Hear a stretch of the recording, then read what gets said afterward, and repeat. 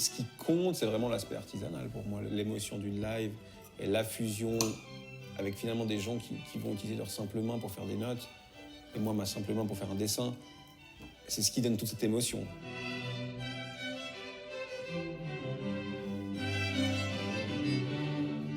C'est quoi l'animation de sable? Pour faire simple, c'est une table lumineuse sur laquelle j'ai à peu près 2 kilos de sable avec lequel je dessine des choses qui sont éphémères dans le sens où je passe d'une image à une autre. Et voilà, c'est reproduit.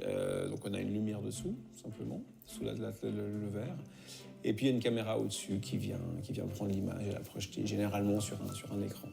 J'utilise principalement l'ongle de mon index pour les détails.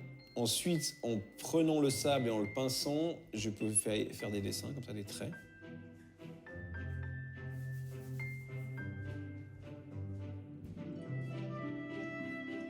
Le côté éphémère est très important, et pour que ce soit éphémère et que le cerveau des gens n'ait pas vraiment eu le temps de mémoriser, il faut que ça aille vite.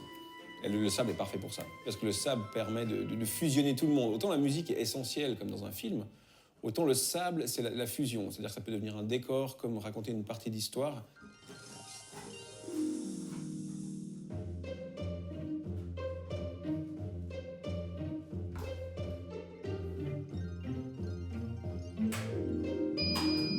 Arte m'a contacté parce qu'il y avait quelque chose dans le sable qui faisait penser à du café.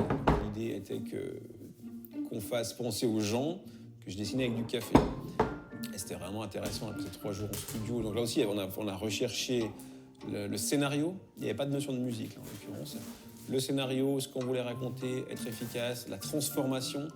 Et c'est vraiment un super moyen de communiquer pour ce genre de documentaire comme pour d'autres choses, parce que finalement, les gens ont l'habitude maintenant d'avoir du visuel qui accompagne de la narration.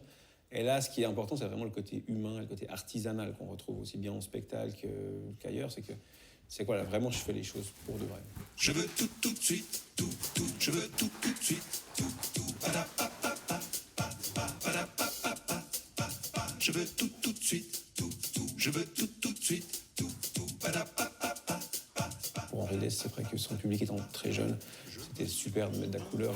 Et finalement, j'ai créé un procédé pour ces clips qui existe nulle part ailleurs. C'est-à-dire que c'est tout de l'artisanal, et puis même mes couleurs, je les fais... Comme j'ai pas les compétences quelqu'un qui peut créer, on va dire, un film d'animation comme L'Âge de glace, par exemple. Donc moi, j'ai tout fait avec des calques Photoshop, j'ai expérimenté en vidéo. Par contre, c'était plus de 200 heures de travail pour 2 minutes de clip, donc c'est pas une chose qu'on produit tous les jours.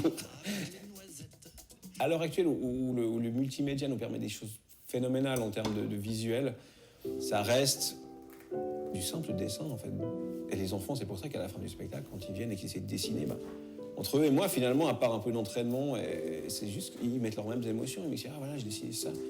Et c'est beau à regarder.